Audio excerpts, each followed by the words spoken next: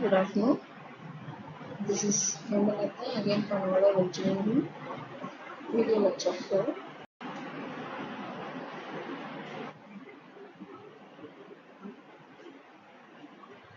and the topic is going to be reasoning. So before getting deep into what is EPR, I'd like to refresh a few definitions. First one is knowledge inference. So what is knowledge inference? It refers to acquiring new knowledge from the existing facts based on certain rules and constraints. From knowledge inference comes knowledge representation. So it is one way of representing the rules and constraints using logic, and it is formally called as knowledge representation. Followed with it comes the reasoning. So the mechanism behind inferring new knowledge based on the existing facts and logic rules is typically known as reasoning. So there are three broader classifications of reasoning: abductive, probabilistic reasoning, which we have seen in the previous video lecture, and third one is evidence-based reasoning, which we will be seeing in this lecture. So there are three types of inferences in EBR. EBR stands for evidence-based reasoning.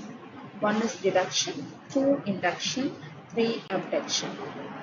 So what is deductive inference? Deduction shows that something is to be necessarily true. Say suppose I say Socrates is a man, then necessarily Socrates is mortal.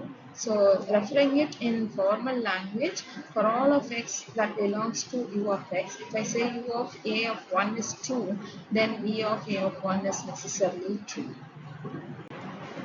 The second one of inference is inductive inference. So here it shows that something is probably true. So when I say Julia was born in Switzerland, probably Julia speaks German. So to represent that in formal languages, for all of x, u of x implies probably v of x.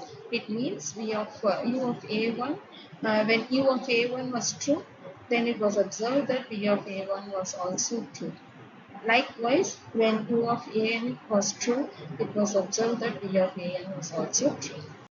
The third inference is the abductive inference, where u of a1 is true means v of a1 is possibly true. So abduction shows that something is possibly or plausibly true. So when there is smoke in the east building, it implies that possibly there is a fire in the east building.